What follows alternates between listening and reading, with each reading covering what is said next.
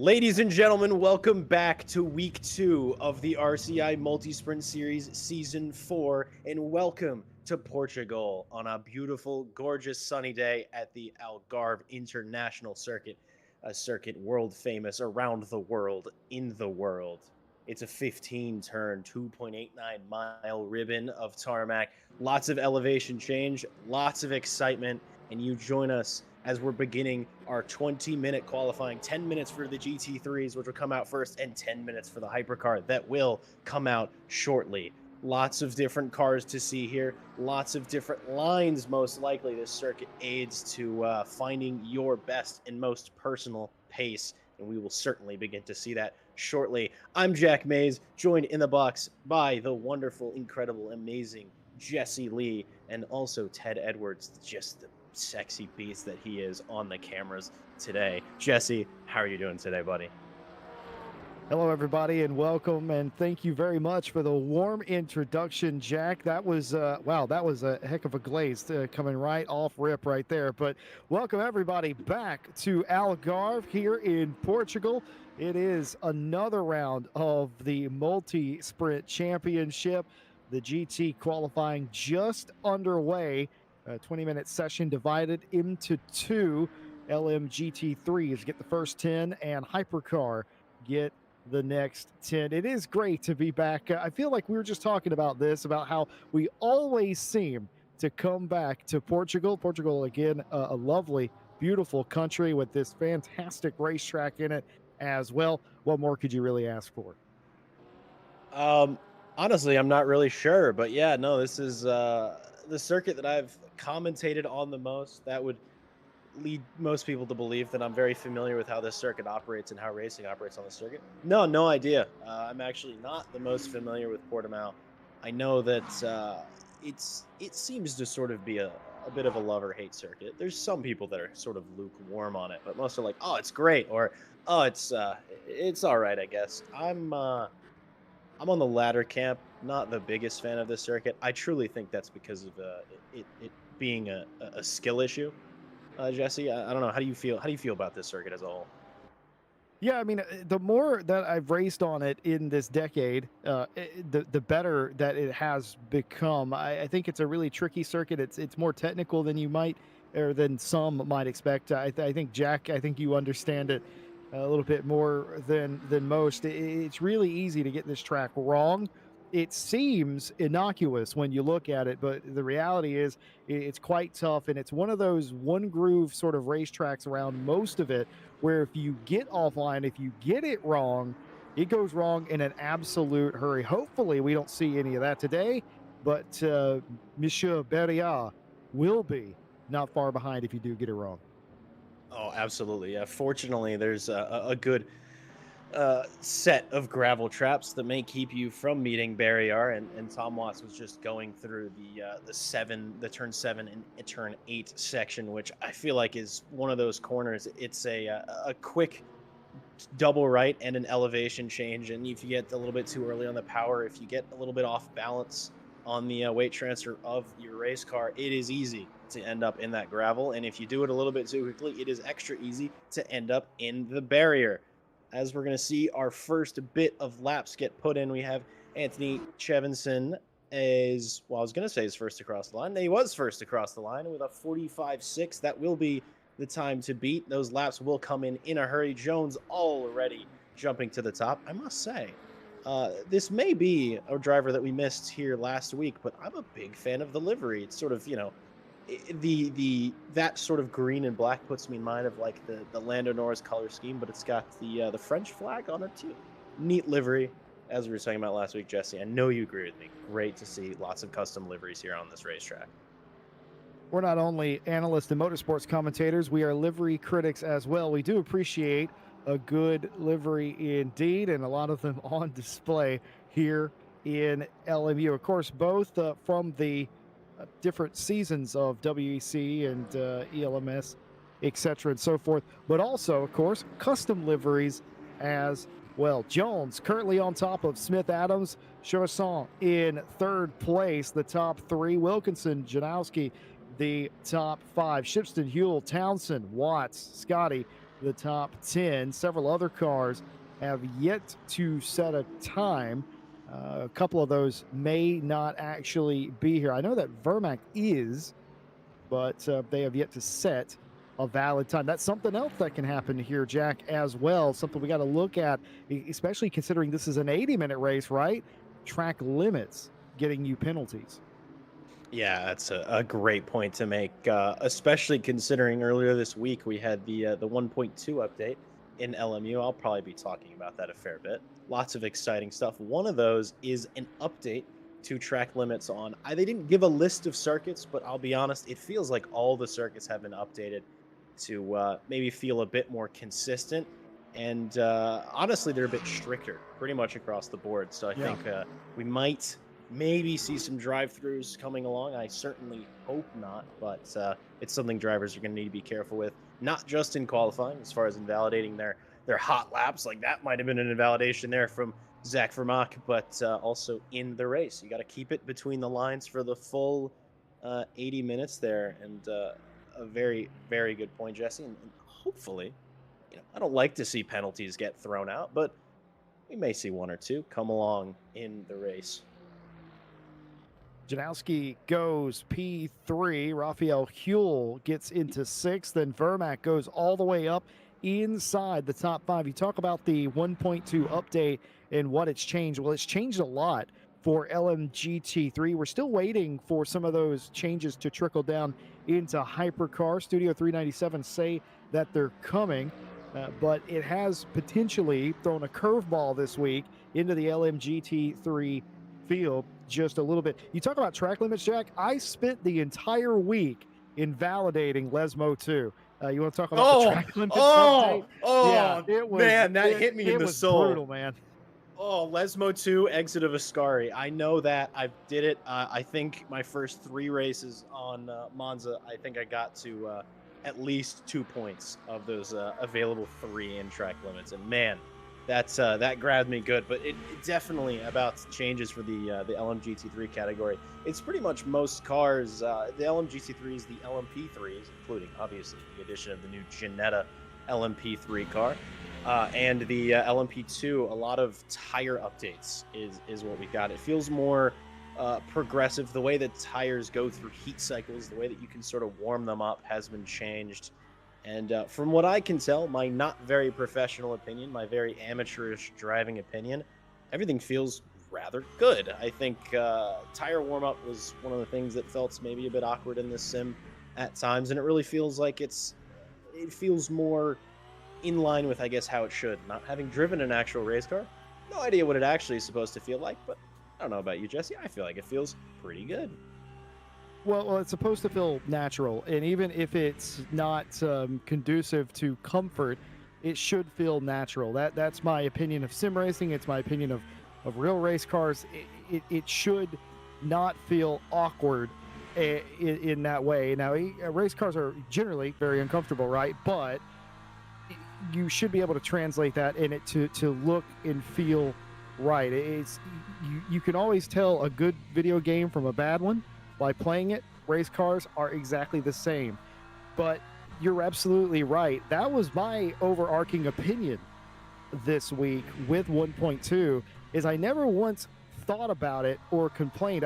Everything sort of came naturally. It made sense. When I completely cooked the tires and I was a second slower, it made sense because my tires were dead. I did that. And I think they've done, I don't know if they, maybe because I will admit, I did damage my car a few times over the week's races. And I don't know if the cars now are even slower with damage or that's just me. I'm not entirely sure, but it certainly felt like it. Either way, I think 1.2 has been an incredibly positive update. Zach Vermaak has gone quickest in sector 2 and 3. That's put them into second place, a little over 1.5 tenths off of Jones's pole time, the provisional pole time of 43.980 now. Jones, Vermaak, Smith, Adams, the top 3. Yeah, it's actually very similar to our top three in qualifying last week. I think the only thing was that Smith Adams may have been second, where Vermac wasn't. Oh, it's one of my favorite things to see in sim racing. And Jesse, I know you agree with me. It's when the hypercars just really Yeah. always he's thinking about crossing the line, but they're just line up. They're getting impatient. They know they have 10 Yep. minutes. We'll see. That's 10 Yep. minutes, and Eduardo Giacomi is gonna cross the line out onto the circuit. The mighty hypercars are ready for their qualifying day. We still have a couple of GT3s getting ready to finish their laps, but it's so cool to see that amount of horsepower and that level of race car machinery all just sort of it's like a lion or a tiger getting ready to pounce, except there's six of them, and it's super super good. And I think Tom Shipston might be our last GT to set a lap time. It's we'll see. I think Tom Watts is on the circuit as well. There he is, both in BMW machinery. And based on what we can see in the bottom right from those sectors, that is an invalid lap time. And he's just going to do a quick little in lap. I actually spoke to Tom Watts briefly, one of the guys that I catch or that I seem to catch before their race, and he's feeling a little unsure, let's say. Didn't really get a lot of time to practice, didn't really get a lot of time to figure everything out, but we'll see.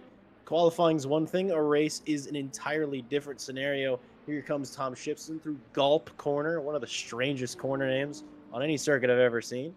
That is the name for turn 15, Gulp. It's the noise you make when you get it wrong. Tom Shipston crosses the line for a 1:45.5.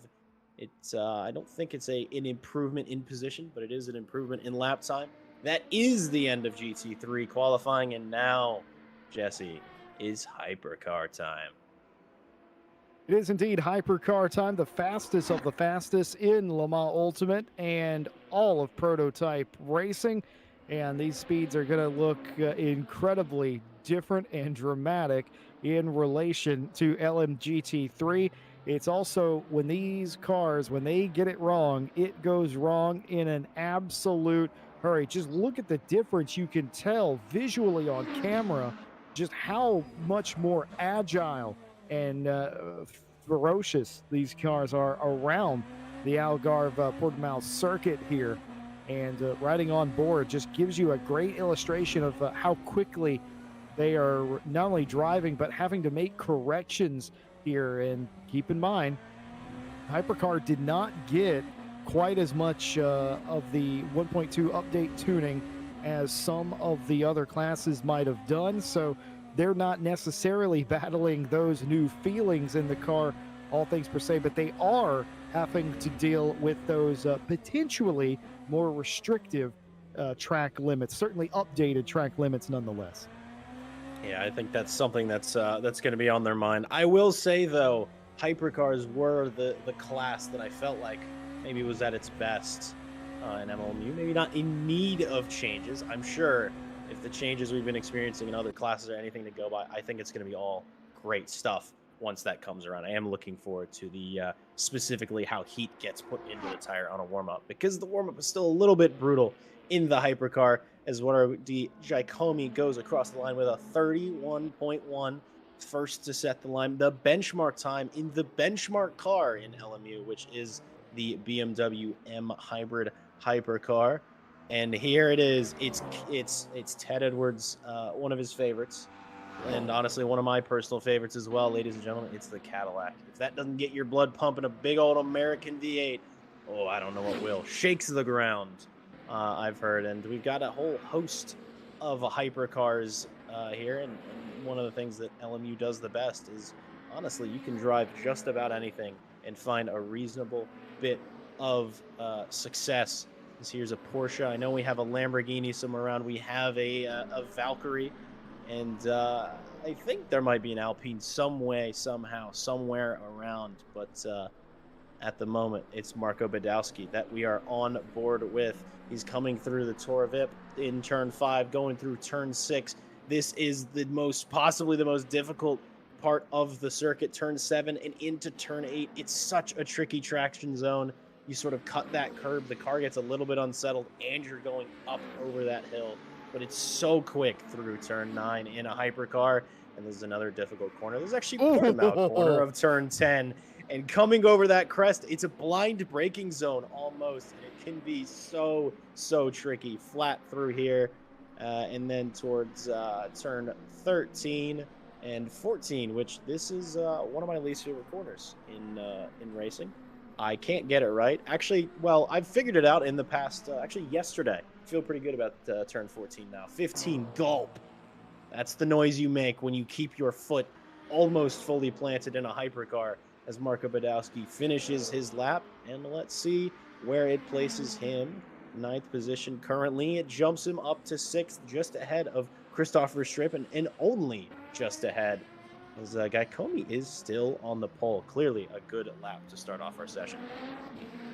Giacomi, a 31.149, the mark to beat over Van Driesch and Vesely in third, Van der Voken in fourth, and Veskes in fifth. O'Sullivan, Kinder, Badowski, Verstrepe, and Billy Octane, the top 10. Jordan Daly, who is 6.69 seconds off. That's not a nice deficit to be down, but we've seen Daly show up late in these qualifying sessions before.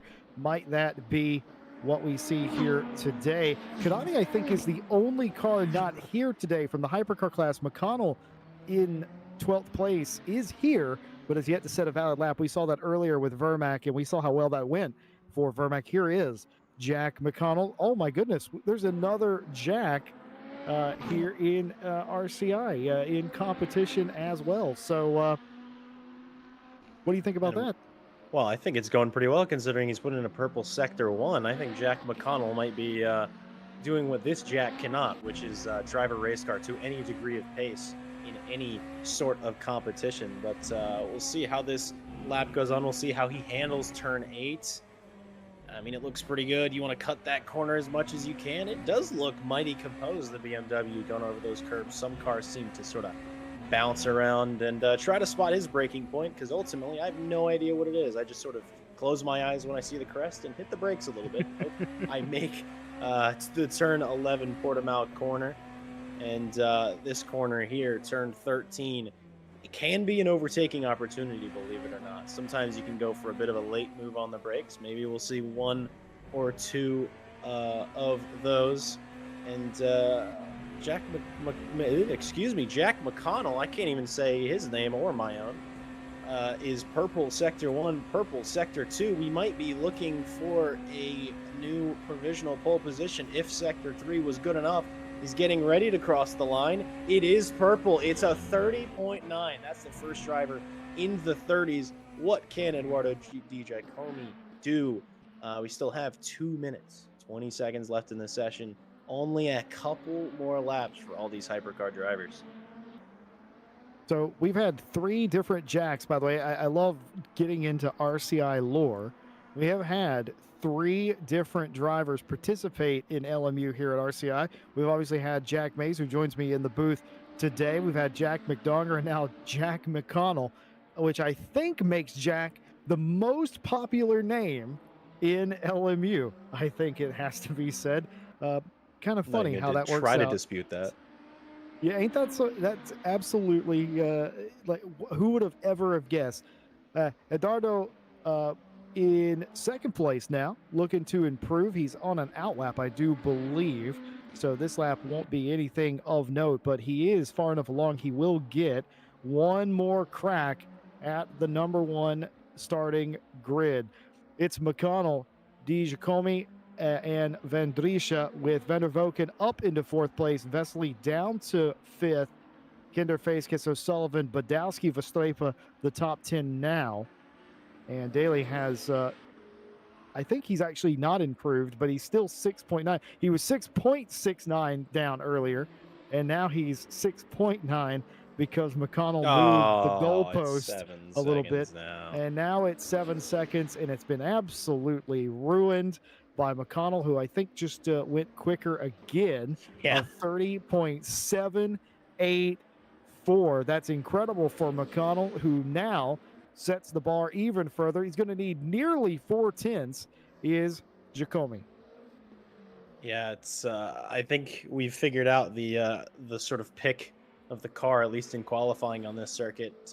Last week, it seemed to be the BMWs as well, but the Porsches and the Aston Martin, driven by Zino Van Drisha, did extremely well in qualifying. And in the race, Christopher Strapen said, some pit lane practice might be nice. I think he might have come in a little bit hot. Maybe so did Marco Badowski. But last couple of laps here. Here's the mystery man, Louis Kinder. I say mystery man because it's actually Louis Kirton driving that car. They did a name change in LMU and has to wait. Guy Comey sounds like he's finished in his qualifying. It's Louis Kirton, the last to cross the line. Is there going to be any amount of improvement from our reigning winner in this championship? One last week out. It is an improvement up to position 4. Should I say that? Guy Comey is still going, but seemingly, well, no, it was still going, but not an improvement from Eduardo. He was not. He did not find the lap time needed to usurp the mighty Jack McConnell from P1. But that's going to do it for our qualifying here at Portimao. Don't go anywhere. Obviously, we have the main event coming up shortly. We have our race. So we can see our hypercar qualifying. Jack McConnell, as we were just saying, in first position, quite high up in the pole, 3/10 to Eduardo Di Giacomi in second position. Van Drisha third, Louis Kirton in fourth position, Van der Vaken fifth, Vaselli in sixth, Fazekas in seventh position, O'Sullivan, Badowski, and Christoph Verstrapen round out the top 10 in the hypercar field. And it's Billy Octane and Jordan Daly, your 11th and 12th position starters in the hypercar field. Now we'll see our LM GT3 qualifying results. And it's Chase Jones, I think, yet again on the pole for this race. And we'll see how that goes for him. If it could be another win, if it could be 2 for 2 so far. Zach Vermaak in second position, Smith Adams third, Janowski fourth, Chevison in fifth position, Raphael Huell in sixth, Matt Townsend seventh, Reese Wilkinson eighth, Angela Scotti in ninth, and Tom Shipston rounding out the top 10 for the LM GT3 field. And then Tom Watts is the lonely man on this page, as James Cowley, Lily Armstrong, and Jordan Navarro are not here today. But because of how SimGrid and LMU fill out the roster, it shows that they are, but they aren't actually. And, Jesse, you ready? Are you feeling good? You excited? You happy? Are you elated? I'm Well, I running think out of that was adjectives. I think that was an incredible qualifying. I think we saw it a bit closer than it was a week ago. I think the familiarity, of course, of the track helps with that as well. And I think you're going to see a very close race. I think this race, Jack, is going to be decided, as it always is in Portimao, by mistakes. But before we can get to the race, let's show you the current championship standings. Yeah, Starting as off, I was. Oh, sorry, Jesse. I totally stepped on you, my boy. no, that's Please fine. I was just go going to say, ahead. starting off with the hypercar class, Louis Kirton with the win. And what a win that was, Jack. Had to outrace Milan van der Voken. The lead swapped 2 or 3 times at the end of that race. Louis Kirton ending up with an incredible win in the hypercar class. Has to be absolutely elated. And that's why they are on top of the standings over Van der Voken. Barnabas Fazekas in third. Billy Octane got all the way up to fourth. Jordan Daly in fifth. Zeno Van Drisha in sixth. Klaus Nyring, Ryan Gill, Christoph Strepe, and Carpenter in 10th.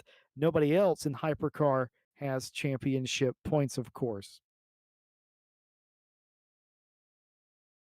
LMGT3 looks a little like this. Chase Jones wins the race over Smith Adams a week ago. Zach Vermaak in third.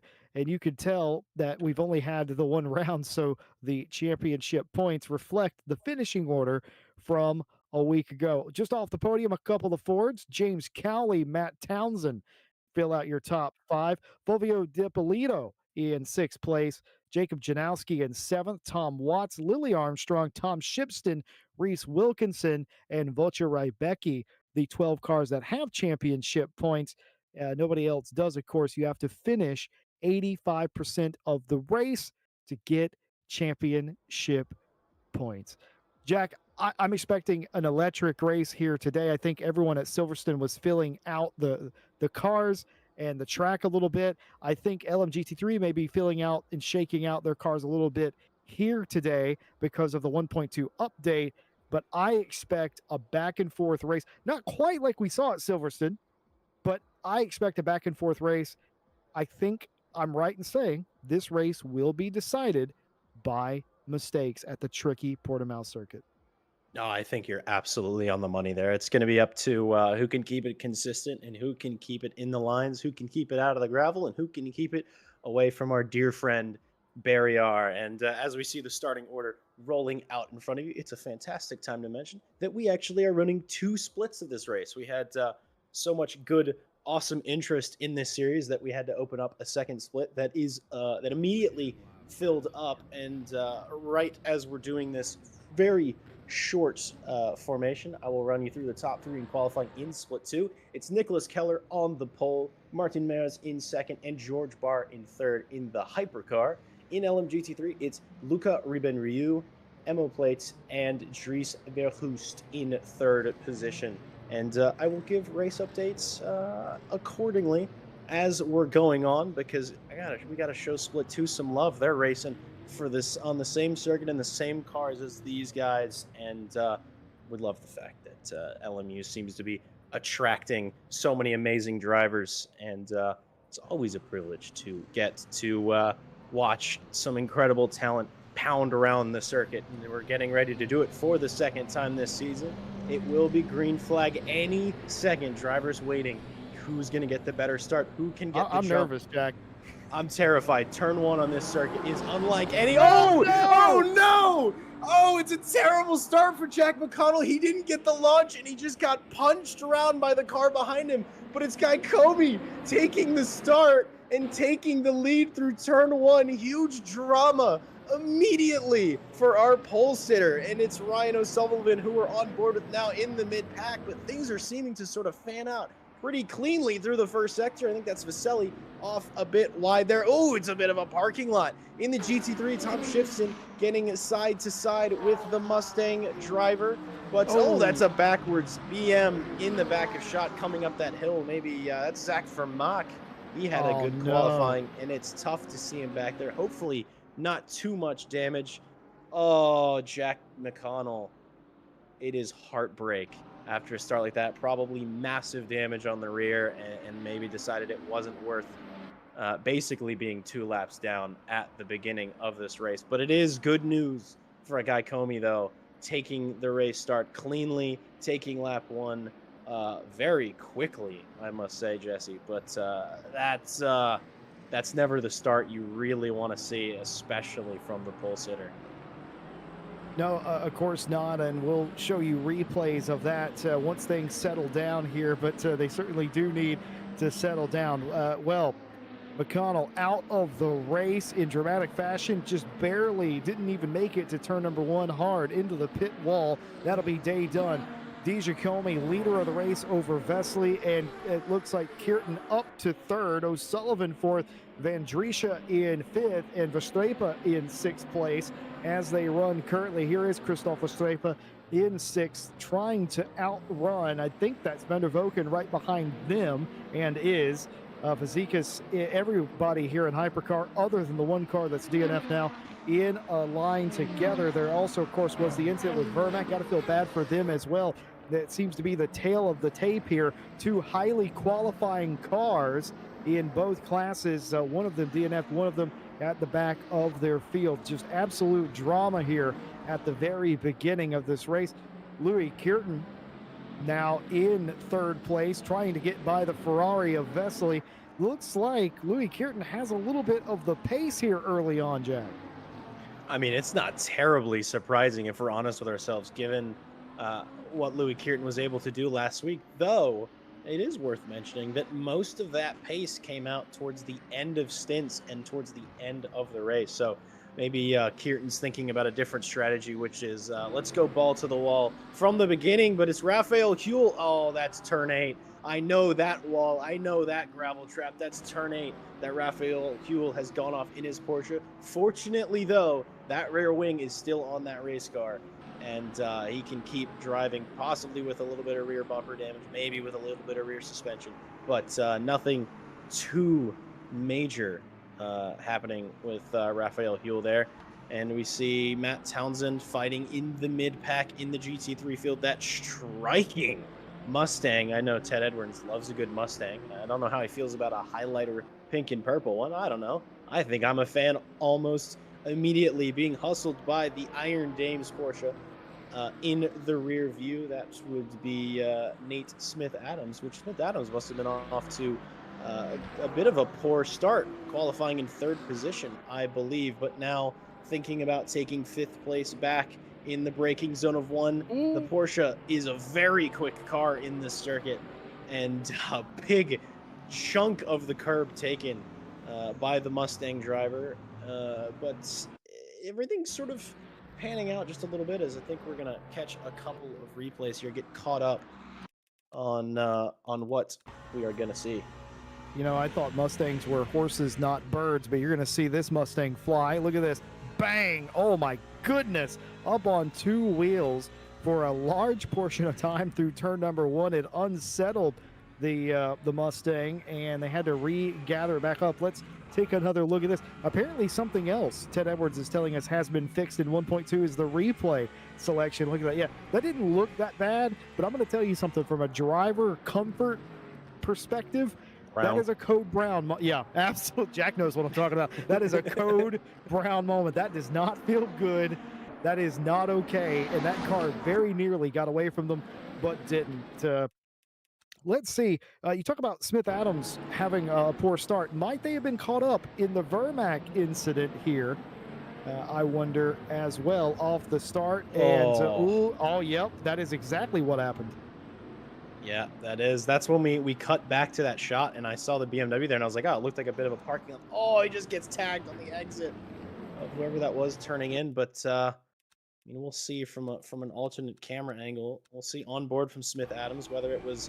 It seemed that they had their nose in. Was it a bit of a late move? It was a little bit, but just enough on long side. Maybe a bit of a misjudgment from both drivers, but unfortunate to see. But what's extra unfortunate for, you see him get spun off just a bit in the background. Zach Vermaak, a pretty horrific start, but fortunately, given what we've seen from lap 1 incidents, he's still driving, so that's good. At the very least, that was Tom Watts maybe not realizing that Vermaak was there, sort of taking his line. That corner does feel a lot more narrow than it really is.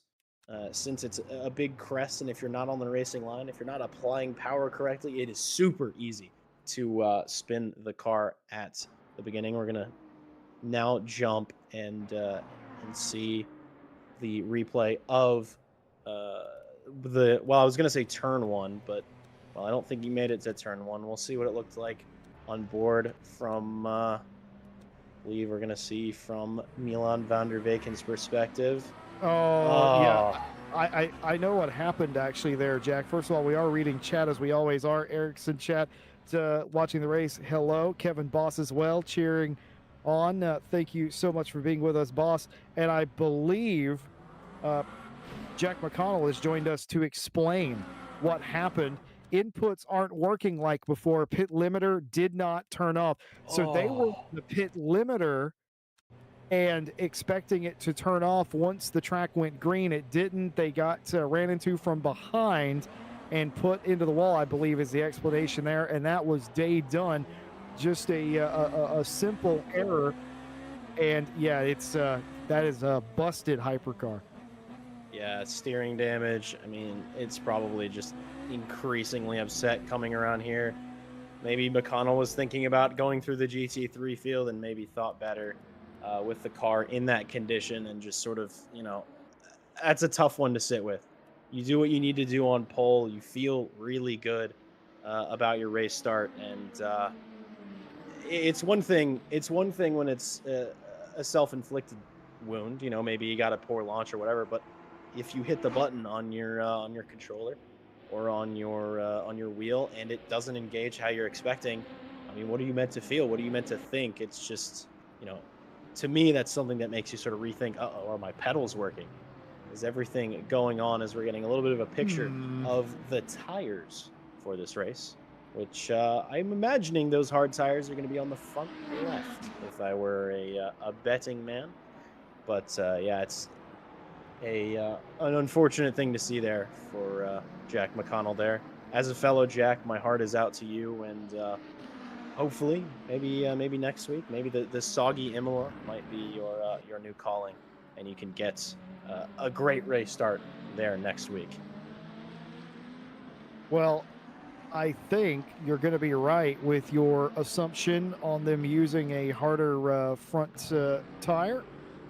And I believe Ted Edwards is confirming exactly that for a lot of the cars. You are allowed to mix tire in LMU, so you can have mismatched tires, and you could do that in any car that you want in LMU. But Ted Edwards, our broadcaster, loving the sweeping camera angles, the tracking camera. Jack, you know more about camera work than me. Was a panning camera or a tracking camera? I mean, it would be a camera that's on a some sort of either a wire rig or some sort of long slider, but it would be a Mm. tracking shot, but a Ooh, camera that's yes. sort of on a pan run, as it would be. But I think it is worth mentioning since Ted is maybe a bit confused as to why the replays are fixed. They did. I Something I forgot to mention before the start. Something I'm very excited about. It's the big thing is when you used to jump into the replay system, it would take you to the beginning of the race every time. Very jarring, very strange. Now it should take you to actually where you want to go without that jump in between. Very excited to see that, and it seems to feel a lot smoother, at least from what we can see. And we're looking and more tire chat, more pace chat. It seems that Billy Octane and Jordan Daly, having a little bit of a fight to themselves, but are 7 seconds off the back of the field running the hard tire. We're waiting to confirm that. Maybe it's a bit of a mismatch in the system, but I would think that hard tire, they're thinking the idea is you take a harder compound, the tires will last longer into the race. But what can happen is that harder compound can just rip you of your pace chassis and also can be a bit of a pain in the butt to drive. Yeah, the tire indicator might be a little bit messed up because you can see the right side of the car has the yellow sidewall indicating a medium tire. The red sidewall indicates a hard tire. You can clearly see that Billy Octane's tires are hards. Only two of Jordan Daly's are hards. So one of two things is occurring. Either our WEC graphic is incorrect and is throwing us a dummy, or the visual representation on the car is wrong and it's throwing us a dummy, both of which have occurred in sim racing here on RCI before. So not quite sure which one is messed up. The server seems to believe that Daily is all in all hards, but the visual representation is left side's hard, right side's medium. Despite the fact that the graphic indicator says he's on all hards, it would appear Billy Octane's is correct. He is all on hards. We saw earlier the Vaselli continues to stay in front of last week's winner, Olivier Kierton, and the Giacomi in the lead of the race. No dramas there. Squabbling still continuing here in the mid pack, though, Jack. Marco Badowski under fire.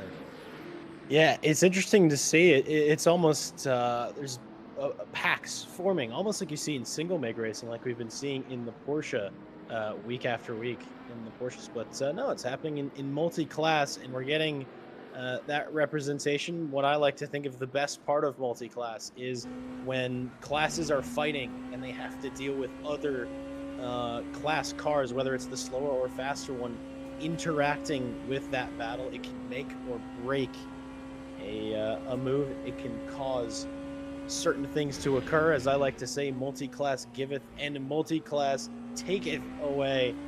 As we'll see how Marco Badowski is going to make his way through the GT3 field. It's all about the GT3s remaining predictable and the hypercars doing their move safely and cleanly. And as you can see ahead, I think that's Christopher Streppen just ahead. Because Badowski got caught up behind the GT3, he lost a bit of time. Then you see it sort of starts to go the other way as Verstappen gets caught behind an Aston Martin. It's just so much ebbing and flowing that can happen, especially on a twisty, turny technical circuit such as Portimao. It is a wide circuit, this one, but it oftentimes in the corners doesn't feel very wide, does it, Jesse?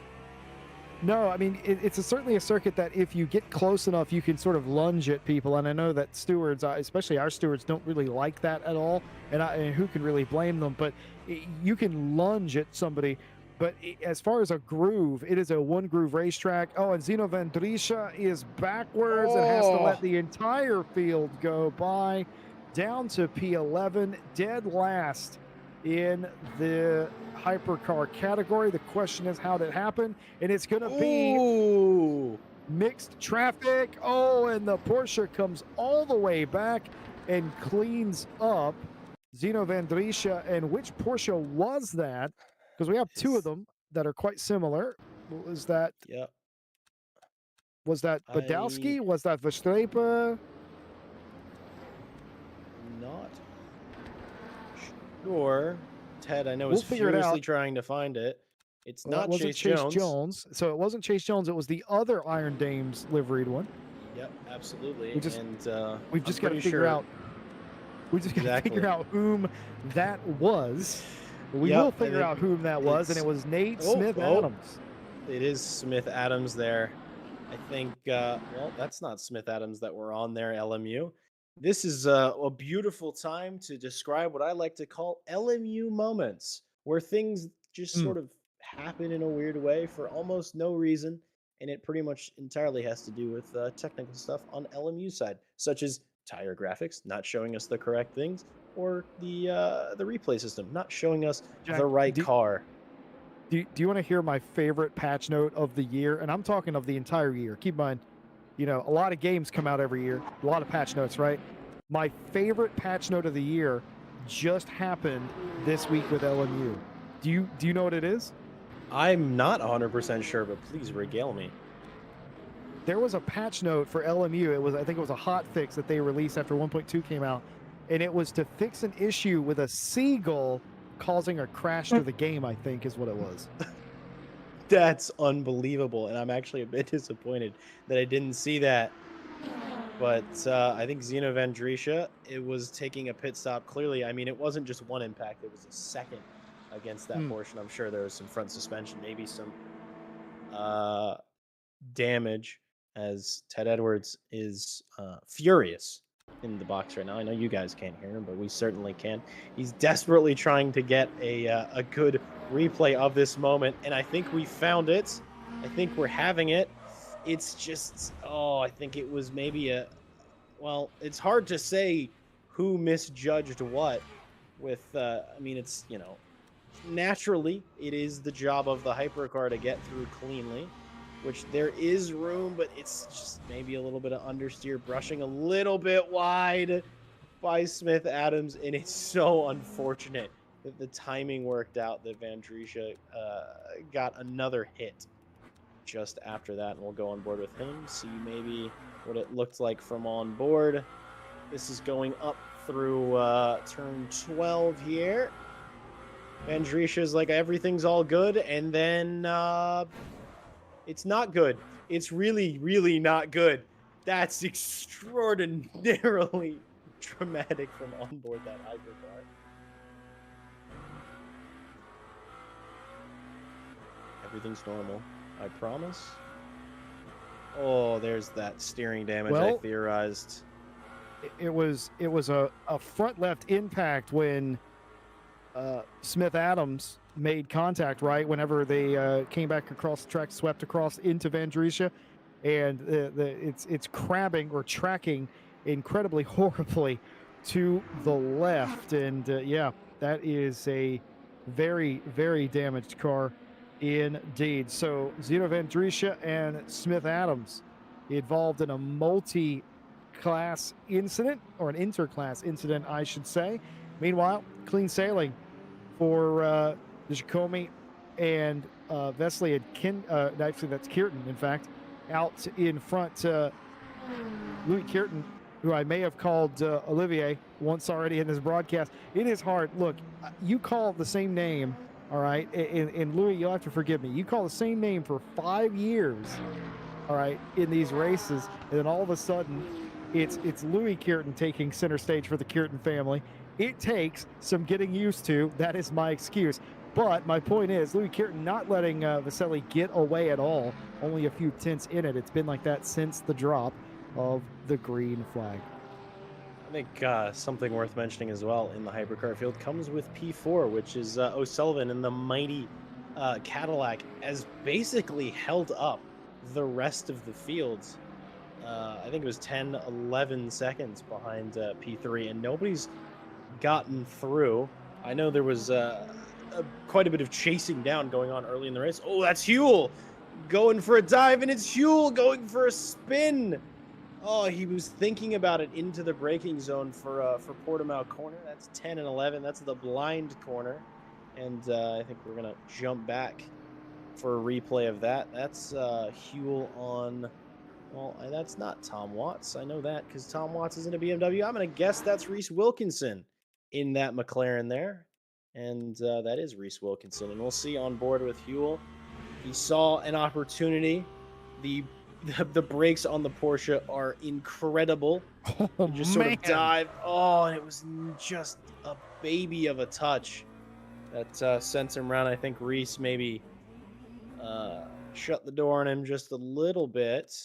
Not 100% sure, but we'll see from the rear intake camera. All right, we'll go with the track camera instead. Huell with the very late move. Well, there's a tree in the way. It's just, yeah, we were talking about that earlier, Jack. It's just a late dive, and that's something you can do here. We were literally just talking about this before the previous incident, and that's exactly what this is. It's a late dive. McLaren is arcing. Reese Wilkinson's arcing for the corner. The Porsche's trying to dive in there and push Wilkinson off the line, and it didn't really work out that way, and Raphael Huell just ends up spinning. And I feel like that's sort of the way it goes. I don't think that Reese Wilkinson did anything wrong. I think Huell was just a little aggressive and paid the price. Yeah, I think you might be right on that. That's one of those moves that maybe the stewards will hear about at some point, but we're not qualified to make those decisions. And Barnabas Fazekas in the Alpine, one of the two Alpines, thinking about a move, maybe perhaps on Christopher Strafen just ahead in the Porsche. And it is close. It is definitely a little nip and tuck between these two drivers. We'll see who seems better in the middle sector, as we're getting ready to exit the middle sector up towards the danger zone, the danger corner as far as overtaking is concerned, given what we've just seen. Two very different lines between the two drivers. So you can see Christopher Strafen maybe electing to, straighten his car out a bit more on the exit of that corner so that he can run a bit quicker, a bit cleaner through turn 12. But this is what I was alluding to a little bit at the beginning, where it seems that this circuit, because of its hyper or technical nature, leads to these different lines. Verstappen taking that inside curve through the final corner might have slowed him down just a little bit. We'll see how quick the Alpine is in a straight line. It's, let's be honest, not the quickest car of the bunch. The Porsche actually seeming to be much quicker in a straight line. Nothing doing for Fazekas on that way. Is he going to go for a late move? Oh, he was thinking about it. Thought about it into turn 4, but not yet. Maybe the exits. Maybe down towards turn 5. Let's see. You can see that gap in the bottom center of your screen. It does drop by a little bit, but not as much as maybe you'd expect. The Porsche is one of the preferred cars, one of the meta cars, to use the cool gamer lingo. And the Alpine, well, plainly isn't. But Fazekas isn't letting that discourage him, because I think this fight's only just amping up here, Jesse. I'll call the Alpine the lovable underdog, I think, is how I would describe that to people. But absolutely, the Porsche is one of the favored cars. Got a couple of cars that are off meta, to use another gamer word, that are in this race. The Lamborghini, the tractor, being one of those that we have here. That's very much the case. I would even go as far as say that the Ferraris are sort of off meta as well, including the Alpines. But the Alpine is absolutely the lovable underdog of the group. It hasn't always really been that way. In fact, I think Alpine won 2 of the first 4 or 5 hypercar races we ever did here at LMU, dating back to the very early days of that, a year or so ago, whenever that was. Seems like forever now. But nevertheless, Christoph Slepa continues to lead Barnabas Fazekas for 6th place. A big dive down to the inside. Should go the way of Slepa on the run out, and does. Tries to cut back, does Fazekas, but no, doesn't have the run and will slot back in line. But, didn't lose nearly as much time as I would have thought right there. Still with Slepa. Yeah, that was an opportunistic move from Fazekas there, and well held for Christopher Strapen. I seriously thought that he'd lose a bunch more time, but I think this is that multi-class element. That's Reese Wilkinson getting between the two. I would hold my breath, but then words wouldn't be coming out of my mouth, and then it'd be a bit awkward. You just hear, I wouldn't really. That's Can you repeat that noise? I'm sorry. Can you repeat that noise for me again? Are you speaking to me from inside the Venturi tunnel? What was that? I am speaking to you from the inside of my own mouth as these two drivers weave their way through the GT3 traffic, and there's not a whole lot between the two. I would have expected, given how they were reaching the GT cars. Oh, is Fazekas? That's commitment. That's a bit scary, and that's trusting the other driver in that GT3 car. You have to know that they're on top of what they're doing for you to be able to pull that off. I was just saying there wasn't a whole lot between them, but catching a GT car in the last corner like that, Fazekas is off, and immediately climbing back. Christopher Strapen clearly, absolutely pushing limits, maybe going a bit too far in the beginning of the first sector. It's only 5/10 already between these two, and I think Portimao right now, look at all that ahead. Things are about to get spicy. Oh dear. I think maybe a little more breath holding, but not talking while holding my breath, of course. That's been and done there. Isn't that what ventriloquists do? Isn't that how that works or something? I don't know. I don't know how ventriloquism works, as it turns out. But this is certainly scary stuff right here. You've got a battle in hypercar trying to split the LMGT3 field. And look, this is inevitable. Somebody's going to get held up, and it's Barnabas Fazekas here who gets held up a little bit by the BMW. The BMW not at fault right there, Jack. I think I'm right in saying did nowhere else to go. Had the hypercar on the outside. The car has, you can't just phase out of existence. BMW didn't have anywhere to go. Fazekas just an unfortunate sort of bystander there.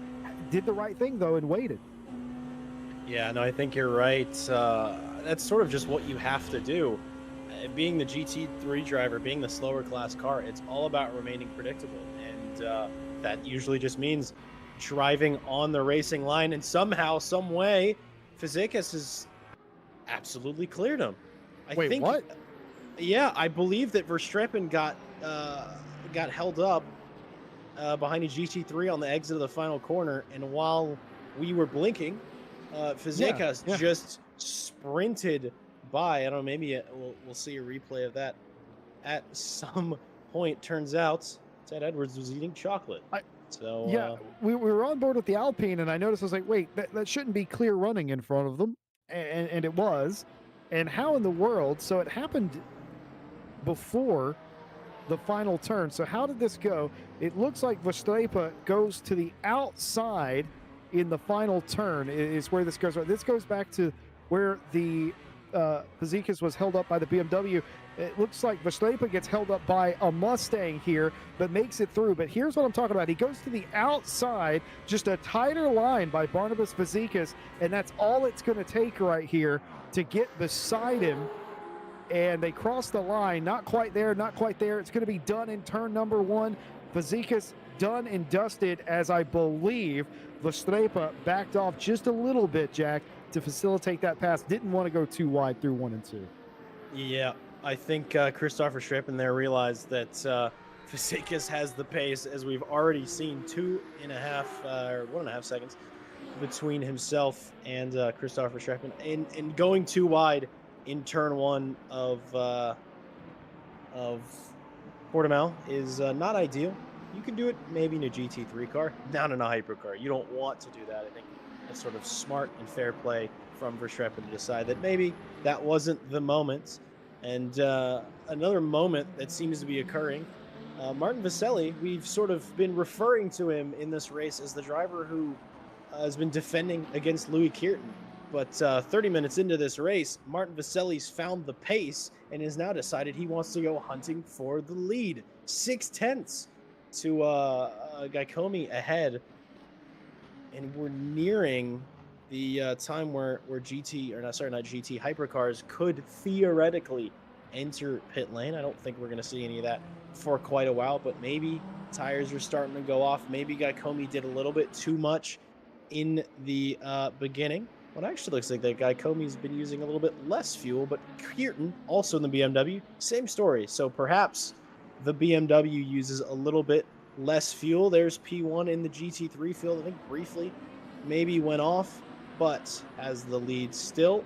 Not too concerned about that, but I think we're going to get a replay, answer the question of, hey, what happened? I'm going to go on a limb and say it was Hypercar and LMGT3 traffic here. Hypercar tries to go around the outside. Didn't we see this earlier? Oh, my goodness. Almost a carbon copy. I don't think, was that aero wash? What on earth happens here? Or was it the slightest of touches? I feel like it has to be the slightest of touch. We see the Cadillac coming around. Yep. Oh, just a tiny misjudgment. I think maybe what we're learning here is, unfortunately, maybe you can't make the move through turn 12, at least from that distance. But Chase Jones has been flying. Actually, the P2 has just changed. Here comes Janowski, who just got overtaken by Chevison in the French Lando Norris BMW, I think is as I'm going to refer to it. But it doesn't seem that the fight is over. The fight, it's the French Lando Norris BMW. I don't know. There's French flag somewhere. But Janowski has the inside for turn 5. Gets through. We'll see if there's maybe a little bit of a switchback from Chevinson. But no, this fight is happening, and it's good news for Jones because he's been moving so quickly. And these two have been fighting. He still has 11 seconds to him with that spin. So maybe he could have 1-2 more of those before anything goes terribly wrong. But we'll see. And I gotta say, the speed difference watching battles in hypercars versus battles in GT3s, it's a bit ridiculous. It's a bit silly. Oh, a late move, sticking the nose in just a bit by Chevinson. He does get through, but here comes Zino Vandrisha in the Lamborghini. Elects not to wait, gives them plenty of space for the fight, but Vandrisha gets it wrong on the brakes while trying to stay out of the way. Fortunately, not impacting the race too much, and these two are focused on each other, and suddenly here's a Lamborghini again. Oh, hopefully Zino can get through. He flashes the brakes. Oh, he backed out, but he's in the middle. Oh no, this is that multi-class moment, but we'll see what it looks like on the exit. They seem roughly equal, and Zino Vandrisha thought maybe that was the wrong decision to go for it, maybe backed out a bit too late with a flash of fury from Anthony Chevinson. But we'll see. Fight is still very much on between these two drivers, and that was a bit of a heart-in-the-mouth moment for all three cars. Jordan Daly in the pit lane. This is a scheduled pit stop for the hypercars. Nobody here today can make it the full 80 minutes without taking on some level of virtual energy and fuel. And the hypercars, of course, we expect to be in sometime. All of them, I think, will need to be in based on the limited capacity they have. Will need to be in the next 15 minutes or so. Some of the LMGT3 field might be able to make it to the final 10 minutes, or excuse me, the final 20 minutes or so. So we don't expect a lot of them in anytime soon, unless you're trying to, of course, split up a battle. Let's look at the energy levels here. This is, we just saw Chevrolet earlier on with Janowski in front. This is still that battle, but as you can see on the right-hand side of the screen, that's the virtual energy meter. Yeah, still good. Like I said, we won't see them realistically think about pitting for another 20 minutes or so. Hypercar does not have that luxury. Jacob Janowski, though, is slightly lower, but still not really a concern. And if we compare this to a hypercar, yeah, the leader's pretty even as well, Chase Jones. But yeah, if we compare, well, actually, a hypercar is absolutely identical as well. So I don't know. I mean, that is unusual that they would have that much. But you pointed that out, Jack, that the leader in hypercar had a little extra battery compared to anyone else in his class. Yeah, I'm not sure. That could be the fuel burn of certain cars over the other. And while this fight is still hitting... what on earth? What has occurred? Anthony Chevenson going left and ending up in the gravel. That was incredibly strange. I think maybe started to get a little bit loose. He's going to re-enter the circuit, dropping way down the order, but finding a place to go, kicking up a bit of dust, and finding himself down in 7th place. I wonder if there was a little bit of a wiggle coming up the cresting the hill at turn 4, because that can happen. If you get your line a little bit wrong, maybe a little bit of aero wash as well, the car will sort of go light and start to spin, maybe tried to catch it, and the car snapped the other way. We'll see. It does start to go, and it does spin the other way. Oh, it's almost, yeah, gets it out of the wall, fortunately, for Anthony Chevenson. So clearly can get back in the car. Knows he has pace, and maybe has some battling to do. 2 seconds now behind the Vermack-Townsend battle. And the battle for P1 overall in this race is still sort of ebbing and flowing. It seems like it's so difficult to overtake on the circuit, as also P4, 5, and 6 are in a fight. That's O'Sullivan in the Cadillac, who has not been overtaken yet this race, but has been hounded by multiple drivers over multiple stages of this race. I'm going to take a quick second to inform about what's going on in Split 2, because there is a fight for, well, there was a fight going on for P1. It's Martin Mares and Nicholas Keller, P1, P2, and Thomas Walters and Callum Kerrigan are fighting over P3, as a little bit of noises are coming out of Ted Edwards. A little bit of noises are coming out of me, because, man, that's that can be very sketchy, but very well done by these drivers. It's that multi-class element. But yeah, as I was saying, there's a fight for P3 between Thomas Walters and Callum Kerrigan in Split 2. LMGT3 field, it's Dries Verhulst, who's in first position, and Carlos Scarmazzo and Emo Plate fighting desperately over P2, with Joe Dauber hanging it out, maybe next to maybe take advantage of that battle for P2. Man, sorry, Jack. I thought I need a change of pants. That was scary. That was total Code Brown moment right there. That's my good. I thought that was a local yellow. That did not happen. Well held, well calculated, I think, between the two of them. Zach Vermack very nearly went for a ride. We'll be thanking Townsend there for their expert braking. There couldn't have been an A5 sheet of paper between the two of them. As Ted Edwards, our broadcaster, likes to put it, the British adage, that was a sniff. That was a sniff. That was a sniff and almost a snap, and almost the end of it all. And here's that three-way fight for P4. Ryan O'Sullivan, I mean, this is just if somebody asks you, oh, is it easy to overtake on Portimao? I think this is the example of no, it isn't, because Ryan O'Sullivan has dropped 25 seconds to the top three, but hasn't been overtaken by anyone. Has not let any hypercar through. He's being chased by an Alpine and a Valkyrie. Here's our, I'm just gonna call it the underdog squad, because I mean the Valkyrie can be extremely fast on some circuits, but when it's not fast, it's not fast, shall we say.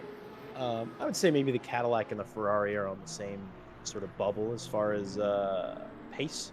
I remember a time not too long ago, the Ferrari was just the fastest hypercar, and that was all to be said about that. But Ryan Sullivan doing what he needed to do. I thought maybe out of turn 5 at Fazekas maybe would think about a move.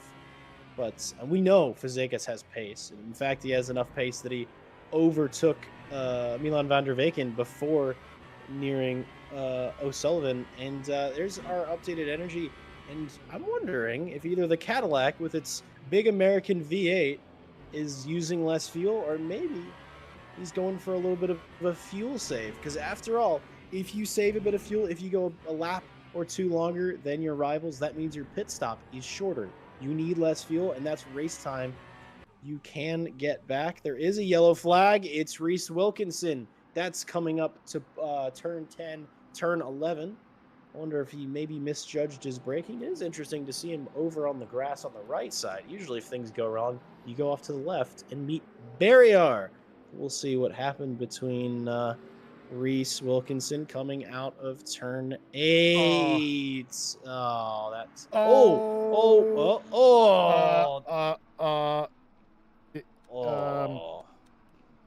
on a minute. Wall, I think. Has he met...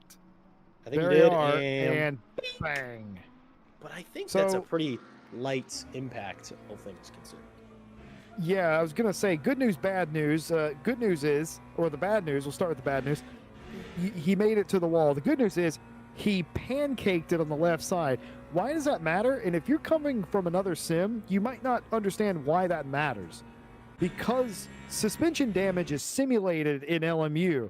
And if you knock a corner of the car, you can likely bend parts of the suspension, the bracing, etc., and that causes your car to track weird. If you pancake a wall, it can still happen, but it is less likely to happen, and that's exactly what happened right there to the McLaren of Reese Wilkinson. They pancaked the wall, and I believe, unless my eyes are failing me, Jack, that steering wheel was straight coming down the pit straight, which means that yes, they got damage, and yes, it will be slower in a straight line, and it may not handle quite as well. But more importantly, it's still tracking correctly, which means that he'll at least be able to get around the track still. I think you're absolutely right, but I think we missed a bit of a trick here. That's Martin Vaselli leading this race. That wasn't there a little bit ago. It's Gaikomi now. He's done it in P2, and this fight, as you were talking, oh, it's so good. This is some of the sort of best stuff you can get out of LMU. Is, you know, a couple of different manufacturers, different drivers, all going at it. You know, if one of them makes a mistake, things can change. I wonder, maybe a little bit of GT traffic coming up. We are hearing more tire chat from our tire correspondent, Ted Edwards. Louis Kierton has a hard front left tire, so it's probably not looking to change tires at the pit stop, or maybe changing different ones, hoping that that front left holds together a bit better, has a bit more pace further into the race. But it seems that Gaikomi is falling off of the pace just a little bit, maybe overworked the tires. Gaikomi's running full mediums, but I mean, there's not a whole lot in between these three drivers. I mean, Vaselli's sort of, this is the biggest gap we've seen, and it's 7/10, which is to say not a very big gap at all. As we're in the 38th minute of this race, we've just crossed half distance, which good news for race fans. That means there's more racing to do here. Yeah, what's incredible about this for me is that Louis Kierton was nearly 3 to 4 seconds back on this fight a while ago, and now Louis's been activated and has got into this three-way fight.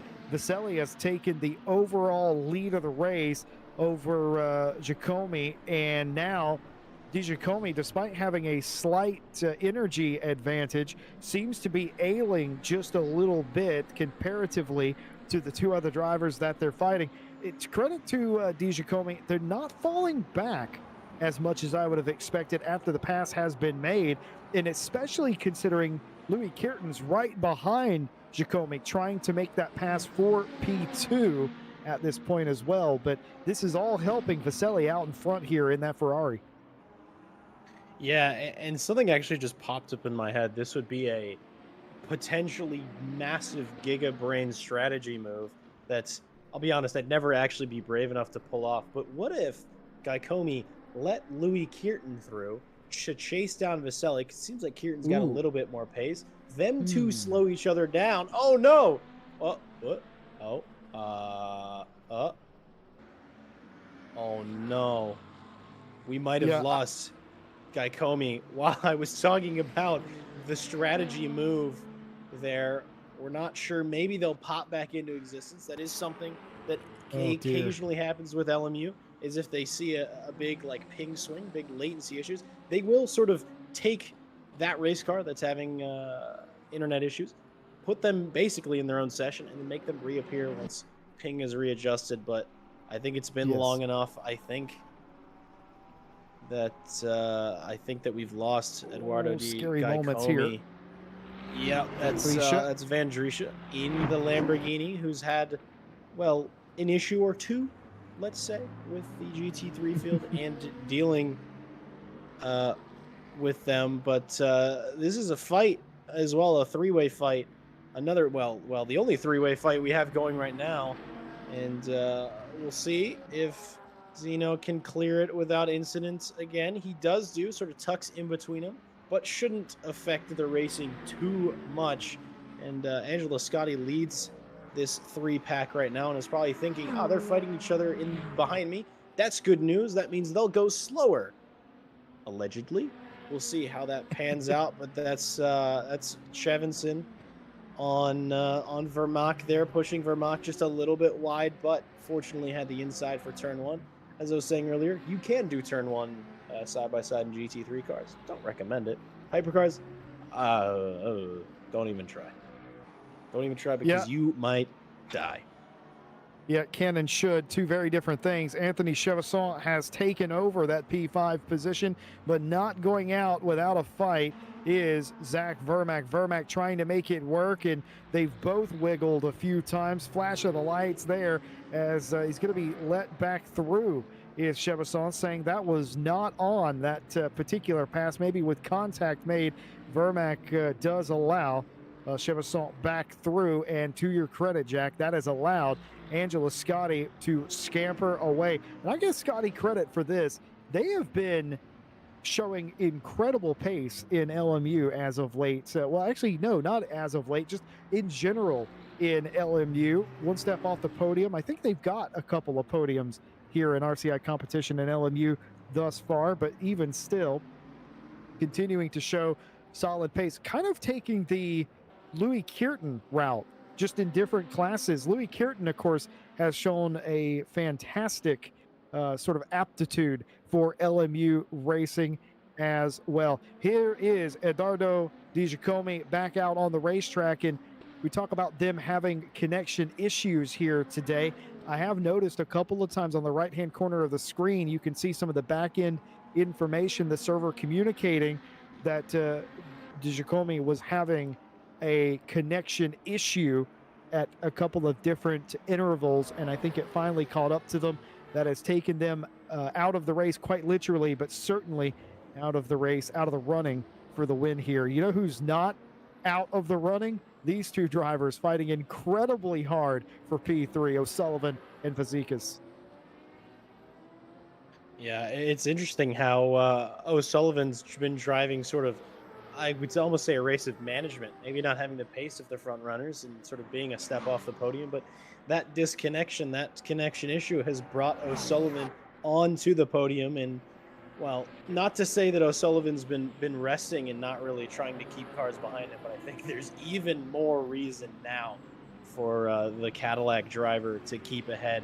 And it's incredible to see how hard Banamas Fazekas is trying to work to get through. And well, O'Sullivan's not actively defending per se in too many corners. Oh, it's a late move. We saw this last lap round. Little bit of contact, but mostly clean on the exits. But that's Fazekas just trying to go for it on the base. Clearly very committed and very confident in the brakes of that Alpine we saw earlier in the fight with Verstappen. They were really late on the brakes in a lot of moments, and I think that's where they feel they have the ability to get through. Maybe the car not having the out-and-out pace, but having confidence in the brakes, Jesse. And braking, I don't know about you, for me is a lot of driving a race car quickly. Yeah, I mean, when I was getting into sim racing, back when the dinosaurs were still alive, braking was a lot different than it is. It was less nuanced back then than it is today. And one of the things that today that is so hard to, for me, for somebody who's used to driving big, heavy race cars, American stock cars, was that the braking in modern race cars, it's incredibly subtle, and it's either on, off, or somewhere in between. You have to really know where your braking point is. It's I'm not used to slamming on brakes, is what I'm saying, because you can't do that in a stock car.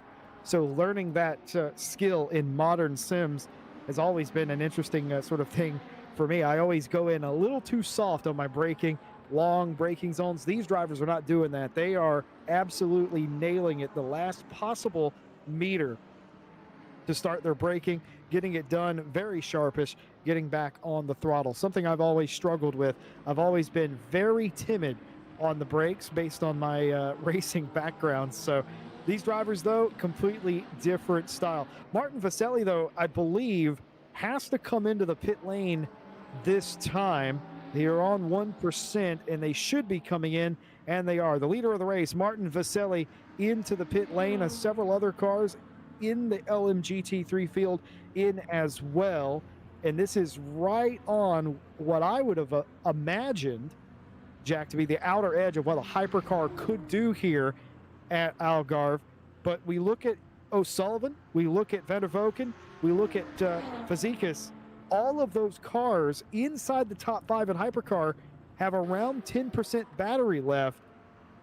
You were talking about them saving.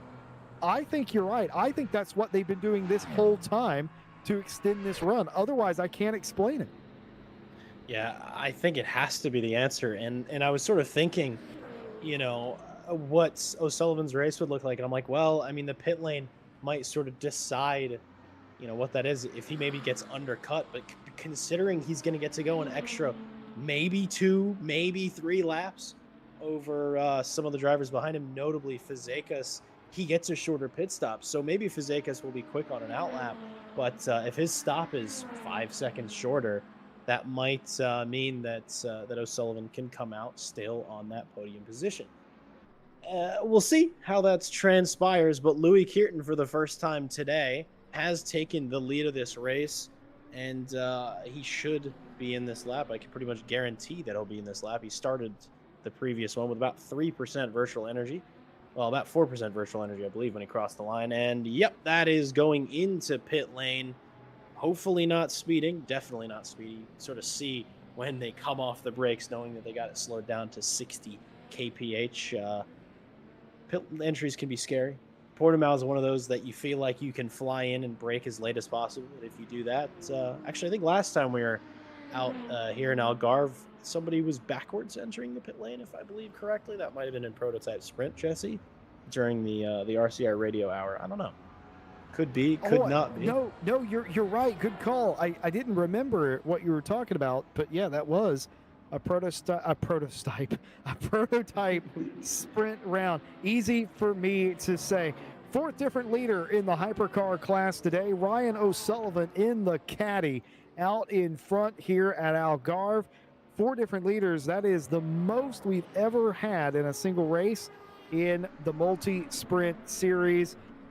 And I believe I'm correct in saying O'Sullivan can go another lap or 2 based on their virtual energy that they have saved the entire race. So that might be as much as 2 laps, I'm being told by our broadcaster, Ted Edwards, who is quite familiar with the Cadillac and the V8 motor in that big, beautiful car. So that's interesting. I think you're right, though, Jack. I think that was the strategy all along, to go long. Angela Scotti, I'm being told, has received a penalty for speeding in the pit lane.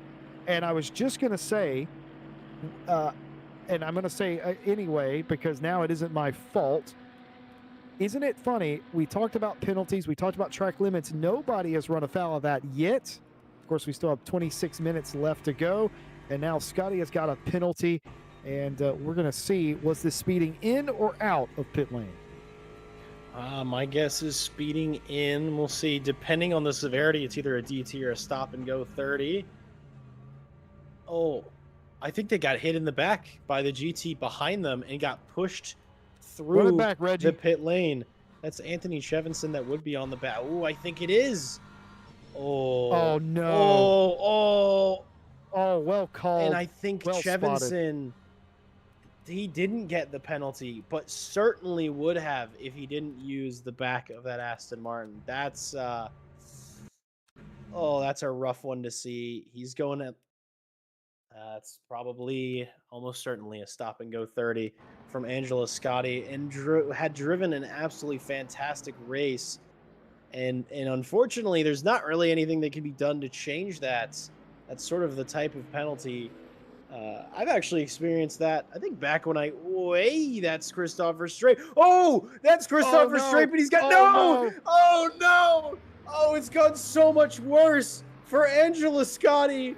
I was gonna say Christopher Strapen very on the edge there, overtaking GTs and getting round, and also getting Angela Scotti around.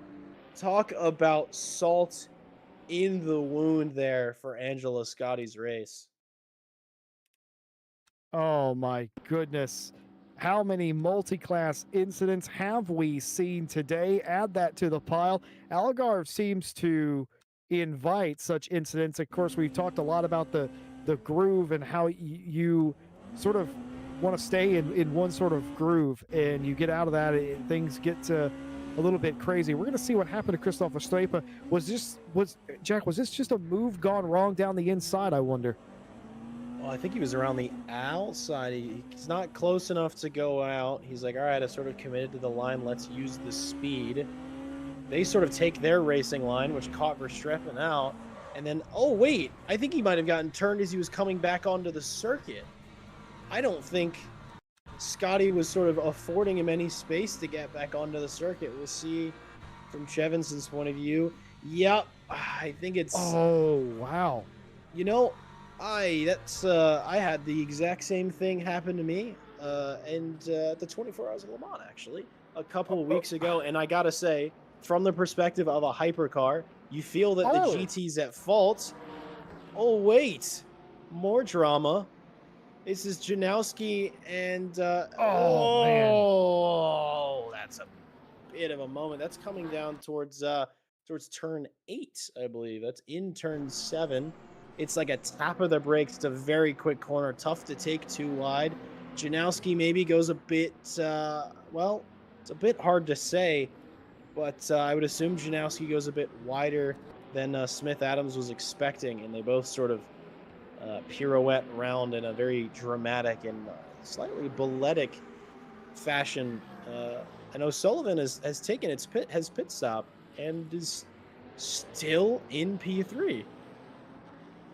And what's interesting is Fazekas is 17, 18 seconds off the back, and that was the nearest car to Ryan O'Sullivan. I wonder if something happened on their outlap that happened on Fazekas' outlap. But, I mean, really good news for the mighty Cadillac driver. Things have gone very well.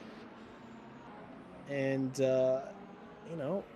you would think there'd be a delta on pit stop time, but an extra 18 seconds for an extra 3 laps of fuel doesn't exactly sound right. I'm actually wondering, maybe, did O'Sullivan not take tires? Because tires are a 12-second pit stop ad, and Fazekas maybe did. Because O'Sullivan is running one of those hard tires.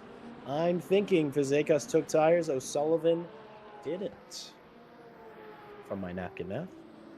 Now that's hey brother, better you than me with the math, but that does make sense. The math is mathing on that particular occasion there, and that might have been the way it is. Well, here it is. After the pit stop cycle has pretty much concluded, Vaselli leads Louis Kirton, but not by much. In fact, there it is. That's all that's in it between the two cars, the Ferrari and the BMW. Louis Kirton has been in the hunt this entire race, has never been more than 5 seconds or so off of the lead, now finds themselves in P2, and it's Vaselli who is trying to make their way around that LMG T3 lapped traffic, and now Louis Kirton's the one that's going to be held up. This is the ebb and flow of multi-class racing. You're watching it here around the outside. Louis Kirton, that does not, Jack, you know, as good as anyone, in a hypercar on a corner like that does not feel comfortable at all. Not because you don't trust the LMG T3 that's on your inside. It's because you're venturing offline. There's marbles, it's less rubbered in, and that of course does matter in LMU. And it feels awkward to go out there and you're trying to step on the gas, and it did exactly what it did to Louis Kirton right there. It got a little out of sorts, but still did not hamper him that much. But those are the moves, those are the calculated risks that you go for in a race like this, trying to chase down another win. Yeah, it's all about the small margins. It's all about taking advantage of where you can. And well, to bring it back to our 1.2 chat, now's a perfect time as any to talk about one of the big changes that affects racing in this game. And I can't believe I forgot to mention it until now. But one of the big things they changed is how the rubber progresses on the track. It effectively makes it so the rubbered in area is a lot wider, because LMU is sort of known for, if you come off the racing line, there is very little grip, and there tends to be very little grip, especially when it comes to braking. And I'm wondering if some of the moves that we're seeing here today are really only made possible by A, the skill, the massive skill of these drivers, and B, the way that the circuit's rubbered in a little bit differently. Like you can see, normally I'd be like, that's offline for Louis Kirton, but I'm pretty sure that that would be a rubbered in area. I'm sure he's got plenty of grip out there. Maybe not the ideal line, but still one that wouldn't be quite as sketchy for Louis Kirton.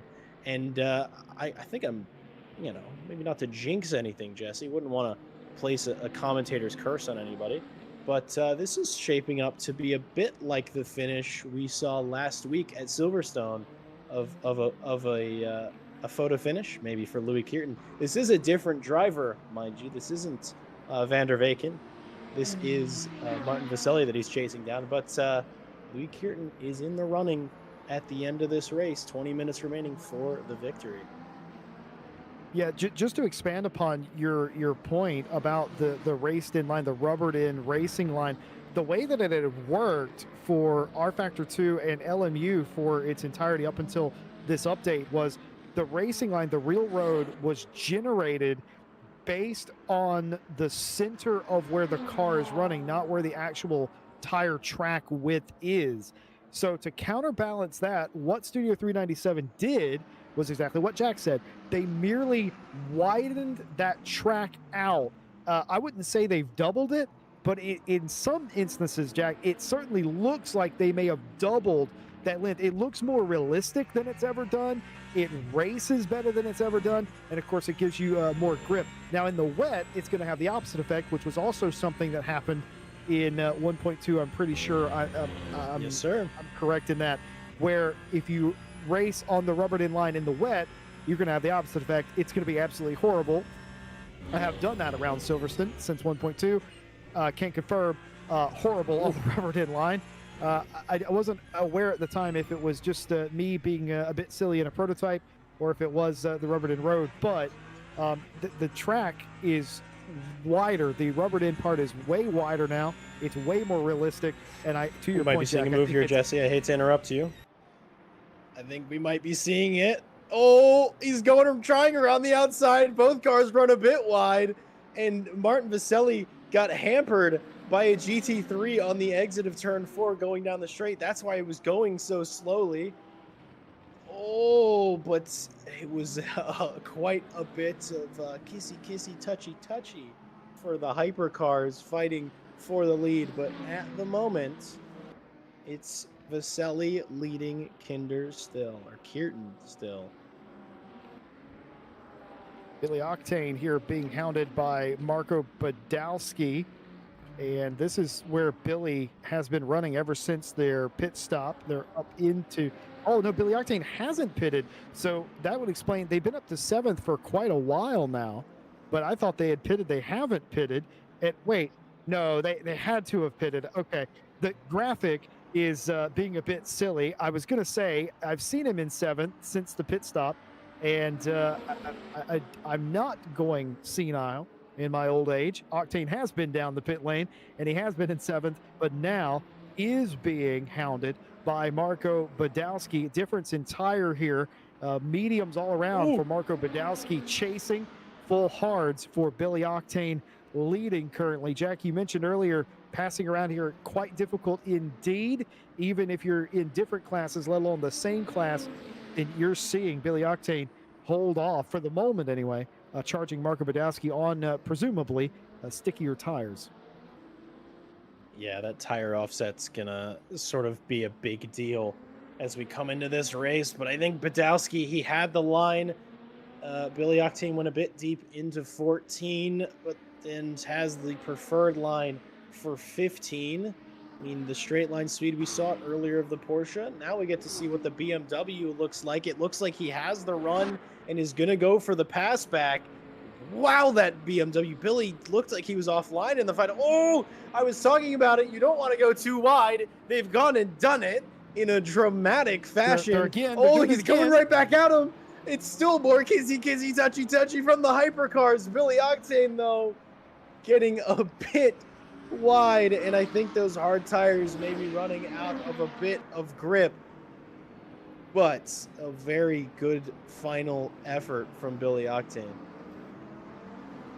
Back and forth battle in the hypercar class in the waning moments of this race here at Algarve. This is what this track is sort of known for in multi-class racing, and it's been incredible. We kind of expected to have a race like this, and we have not been disappointed at all. We talked a little bit about the updates, what 1.2 has done, and oh my goodness, coming down the pit lane, question mark.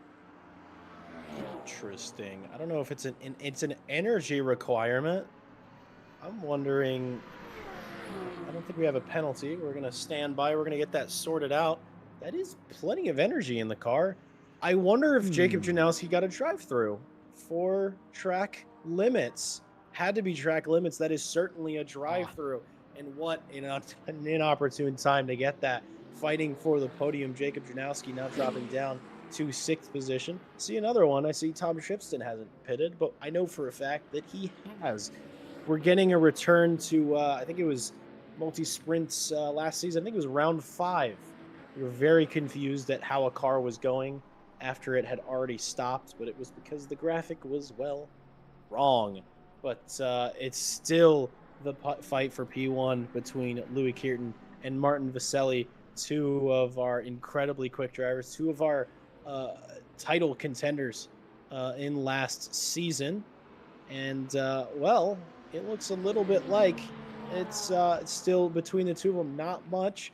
Louis Kirton getting the better down the main straight. Obviously not close enough to make a move, but close enough to maybe hamper Martin Vaselli just a little bit. Get in the mirrors, chase him. Oh!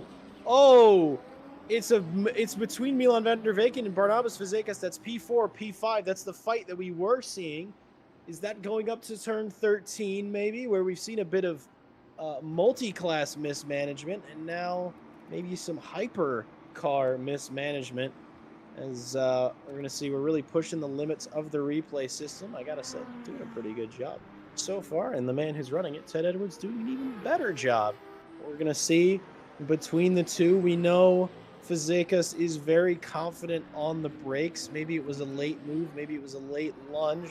We'll see. They're heading up the hill. Oh, there's a GT3 car in the way. I think that very much shook up this fight. We'll see. They're maybe going to both try to go around the outside. They do. There's not enough room for Fazekas. And he catches Van der Vecken. That is one of the most heads-up things I've ever seen. To see, you see a car going spun behind you and said, maybe I'll stop. And he's dodged that maneuver. We'll see. Oh, it's just a tiny touch on the rear for Fazekas. I wonder if he maybe started turning in a moment or two early. I thought maybe it was hypercars coming together, but no. It's the thing we've seen a couple of times this race. Cars trying to go around. I mean, from the perspective here, you're just like, you know what? I'm going to bring it to a stop and booyah. That is unbelievable stuff from Van der Vecken there. That's one of the most impressive acts of, I don't know, coming to a stop randomly during a race that I've ever seen in my entire life. That individual, Milan Van der Vecken, felt a disturbance in the force and decided to abort Order 66 is what happened right there. That was, I mean, other than magic, how can you explain what you just saw? You know how like animals can sense a storm coming? Race car drivers can feel accidents before they happen. Van der Vecken knew that was going to happen, stepped on the brakes, avoided further incident. Wow, final 11 minutes. Everybody at home, let's go ahead and breathe in and breathe out. Oh my goodness, it's been an absolutely action-packed race. Want to take a moment to thank our partners that help bring you these races. Greenman Gaming, they have their holiday sale going on right now. I've seen as high as 92% off of games. I know that some of the Tomb Raider games are like $3 or $4. They're all pretty great. Go pick some of them up. Of course, you can pick up the 2025 Game of the Year for 36 quid there or thereabout. Convert to your local currency at Greenman Gaming. Use our affiliate link. Let them know we sent you. Shout out to Ready, Set, Sim. Build your sim rig yourself by going to Ready, Set, Sim and using their sim rig builder. Moser Racing direct drive platforms, all priced fantastically for the direct drive bang for your buck. Go check out their ecosystems as it's racing side by side for the lead. And it is Louis Kierton in the inside of Vaselli. They should be okay here. They've come to blows before, but they don't here. And somehow Vaselli has the lead still. I'm going back to my my partner read. Moser Racing, direct drive ecosystems that are budget friendly but quality indeed. Pimax, the leader in VR technology, get a discount on their headsets by using the link in our description. Coach Dave Delton, Coach Dave Academy. No doubt some excellent setups being used today from Coach Dave Academy in this field. They have setups for iRacing, LMU, ACC. Take your pick. Get yourself some coaching while you're there. And a shout out, of course, to Motorsport UK for recommending us as an esports community, and IMB Racewear. You can get yourself some racing gloves as well. Jack, this race has never settled into a groove. We started nearly 80 minutes ago, and we've never settled down. It has been absolute wall-to-wall, or flag-to-flag in this case, side-by-side racing, incidents, drama. It has been another fantastic race. Perhaps the calmest of them all, this man right here. Well, I would say that. I was thinking that. I was like, well, I think Chase Jones is the only one that's had a calm race. But actually, in the middle of the race was backwards.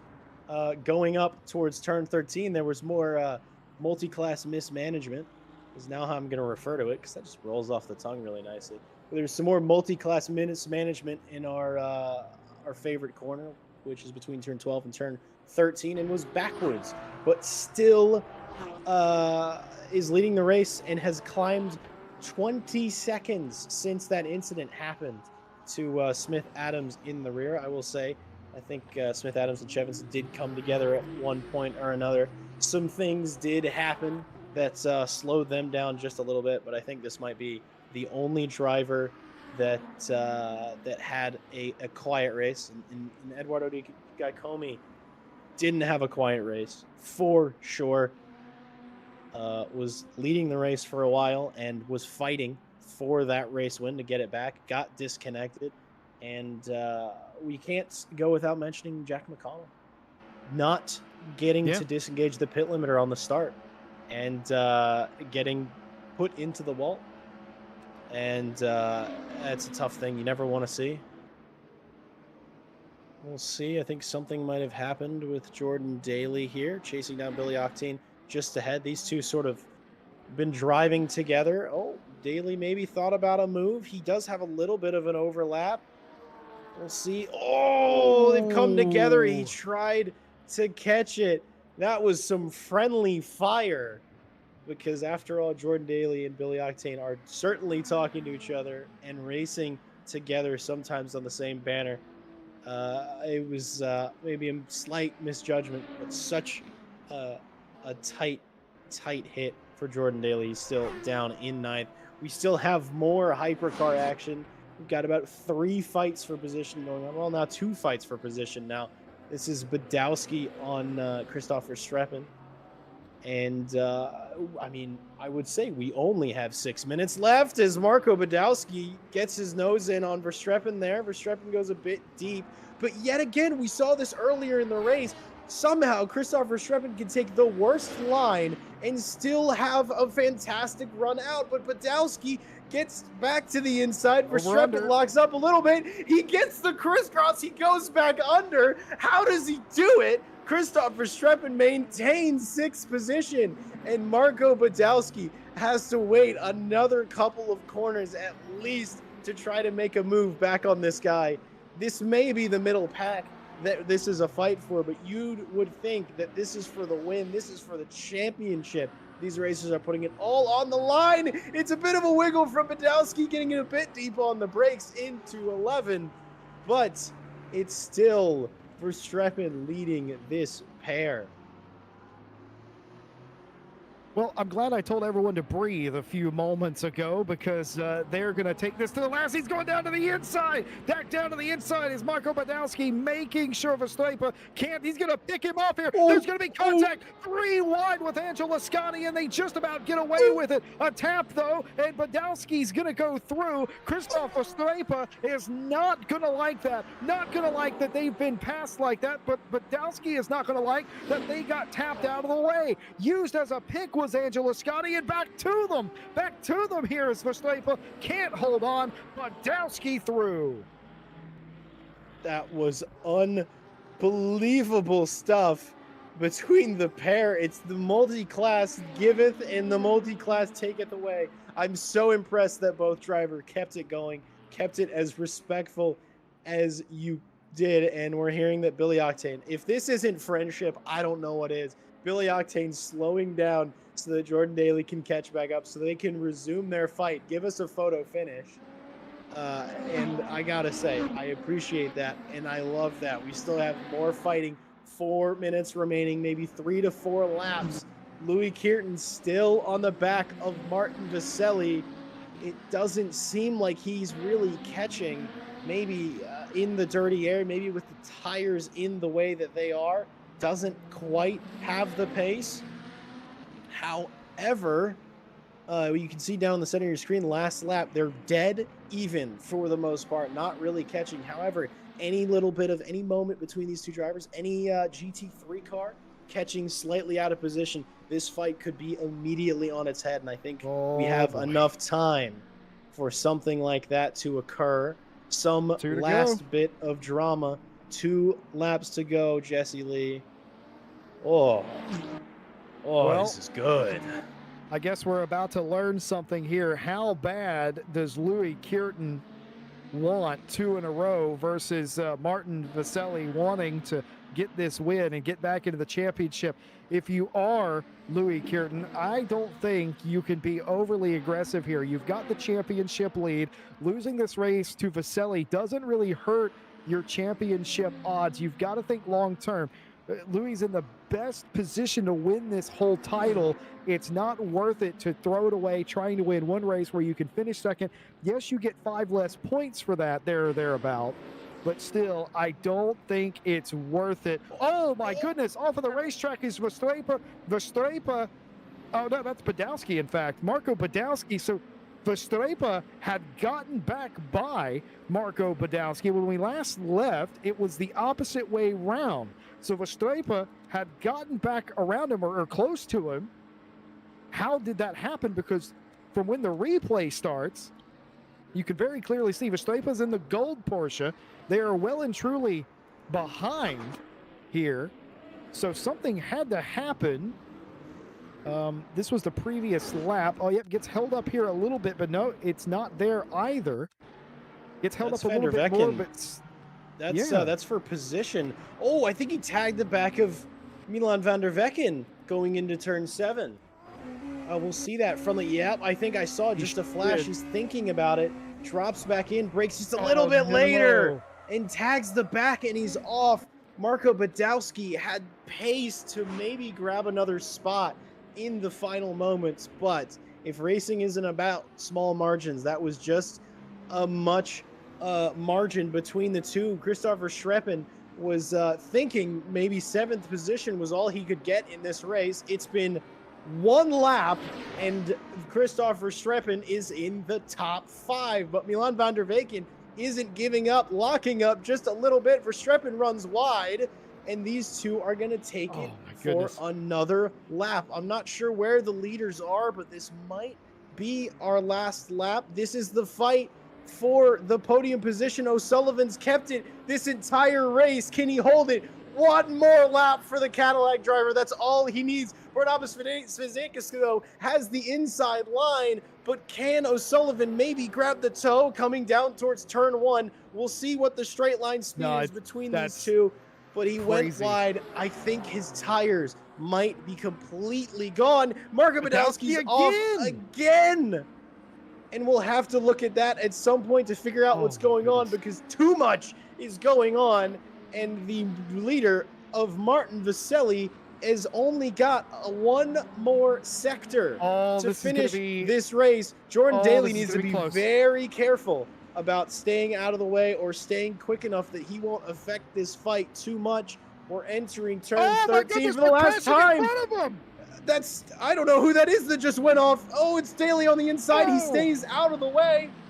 That was Gaikomi, who went off there, who apparently came back in the car. He wanted to finish this race. There's a GT3 on the inside. He gets out of the way, but I think it's going to be Martin Vaselli who wins this race at Portimao. It's a photo finish nearabouts. It's Martin Vaselli taking the victory over Louis Kearton. It wasn't over till it was over, but Chase Jones won it to a degree that's almost unbelievable. 35 seconds considering all that's gone on in this race. It's Barnabas Fazekas. O'Sullivan couldn't hold his rival for the last time. Maybe changing tires was the correct decision. It's Barnabas Fazekas through gulp for the last time, gulping his final breath before crossing the line and taking the podium. And here comes P2 for the GT3 cars. Smith Adams, if that isn't a representation of how big that gap is, that was absolutely massive. And O'Sullivan did come across the line behind Fazekas. 4th position was all he could do. Here's the final podium position for Anthony Chevinson in this race. I do not have words to accurately describe how much occurred in the last 25 minutes of this race. It really there wasn't a whole lot from the start to the middle bit. The pit stops started to happen. There were fights here and there, and suddenly 25 minutes remaining, fuel's burning down, and everything pops off. And we're gonna now go back to see what happened to Marco Badowski as he's trying to. We'll see. This is where he got together with Van Driesch. And bit of a moment with the replay tool. I just thought I'd make a noise to match what the camera was doing, and we'll see Badowski. This is him starting his final lap when he went off again. Normal through the first couple of corners. And I think it was turn 7 again. Maybe he just lost it on his... No, actually it wasn't turn 7. We'll see what happens to him. Was it... Oh, a big moment into Portimao corner. Oh, he just misjudged it for the final time. He maybe lost a little bit of focus, thought, all right, my race is basically over, and misjudged it, locked the rears, and ends up into the gravel. And I think, fortunately, keeps it out of the wall.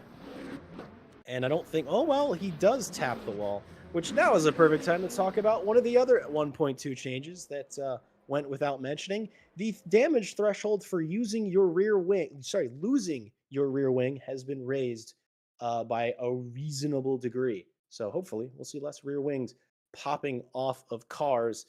But popping off, that race did in fact do. We should have your results for you any moment. We still have a couple more cars to finish, a couple more cars still left to cross the line before we'll have those finalized results for you. While we're waiting for those, I think we'll have them any second. Billy Octane, one of the last cars getting ready to cross the line, and Zach Vermaak as well. Two cars that have had a bit of a contentious race. I guess Octane's decided, I'm taking this checker from pit lane. It might have also been an in-lap for those two drivers. Not 100% sure, but holy moly, that was unbelievable stuff towards the end of that race. I think that eclipsed Silverstone last week in sheer drama that can happen within, I don't know, 25, 30 minutes of a race going off. And I do have results for Split 2. I apologize for not bringing you race updates uh, beyond what happened in qualifying. Quite frankly, a little bit too much was going on, and I missed my opportunity to really bring you that. But I do have the results, and it will be a lot smoother. Unlike last week, I made sure to screen grab that. So I will give that all to you right after we get the results for the Split 1 race that we just finished. And I cannot overstate this enough, just how crazy of a finish that was. It's Martin Vaselli taking victory for the first time this season over Louis Kearton, who finished in second position.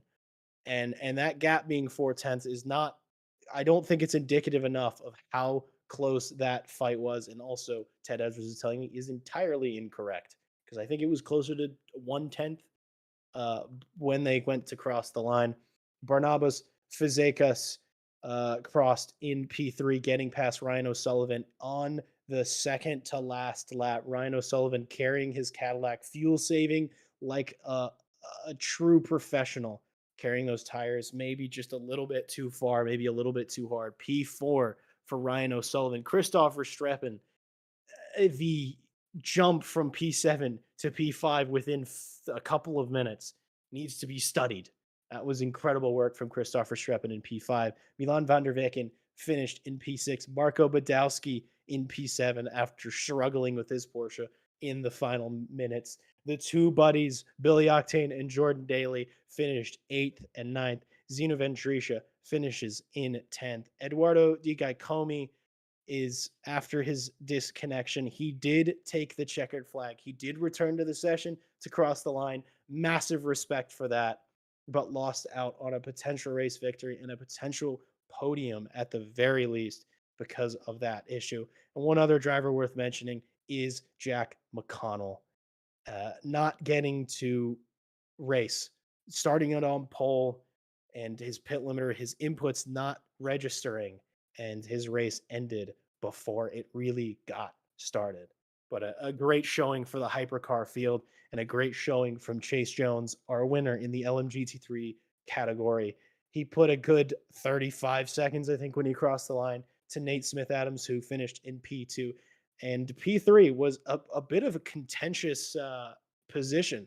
Lots of fights over that. Lots of fights over P2, but Anthony Chevinson in third position. Tom Shipston finished fourth. Matt Townsend in fifth. Jakob Janowski in sixth. Zach Vermaak, who gets his time in black for some reason, don't know why, finished in seventh. Tom Watts in eighth. Reese Wilkinson ninth. Raphael Huel in 10th. And Angela Scotti was our final finisher in 11th position. And just to give you what I have for split two, the race was won by Martine Mares in first place in the hypercar field. Nicholas Keller, P2. Raymond Herzog in P3. Joe Mermaloma in P4. Callum Kerrigan in P5. The winner in your GT3 field was Dries Verhulst and Emo Plates in second, Joe Dauber third, Mike Redford fourth, and Luca Pavin in fifth position.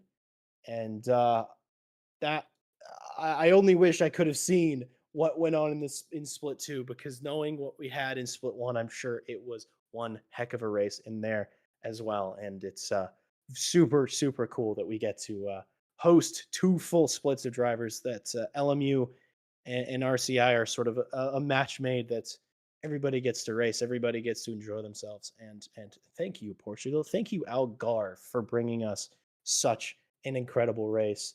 And thank you to my co-commentator Jesse Lee, who did have to leave. Otherwise, I would ask for his final thoughts. But I can tell you, he would have been out of breath. He would have been excited. He would have been jumping up and down, uh, enjoying after enjoying that race. And that's not all the racing action we have as we're closing out the year here at RCI. We also have the final round for the Porsche Cup Series on ACC. That will be next Monday. I am so excited for that. That championship is it's pretty close, quite honestly. It's between the top two. Either one could win it in this final race, depending on what goes down there. So hopefully we'll see you there, either signing up, there is still room, or joining us here on the stream. And of course, the multi-sprint series will continue next week, next Friday. I think that will be our last race before we have our 2 or so week Christmas break. And I'm sure when we come back in the new year, that will be tons of new championships that join us as well.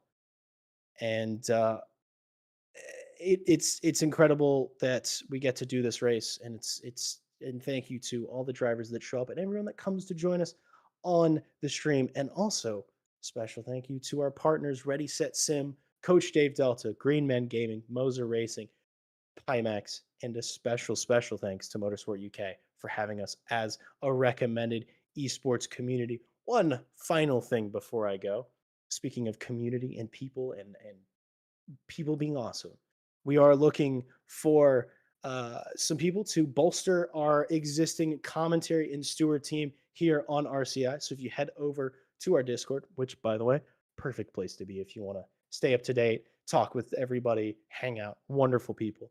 Great to get all the information about everything we're doing here. And if you head to the staff vacancies channel, that will have all the information that you need, whether you want to join in as a broadcaster, as a commentator, or as a steward.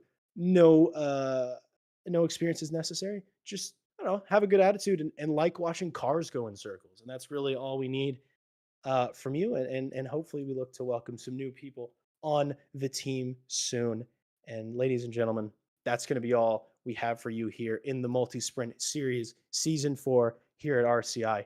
Thank you so much for joining us. We were happy that we could spend some time with you here this evening, and we look forward to seeing you all soon. You ready? 3, 2, 1, go. Get behind the wheel, let's go. Grip the road, feel the flow. Thunder roaring, steel alive. Live this dream and drive. Tires burning with gasoline. Push the limits, chasing green. One shot, don't slow, go on, we'll take control. Engines scream alive tonight, blazing past the red line. Outrun the night, won't lose this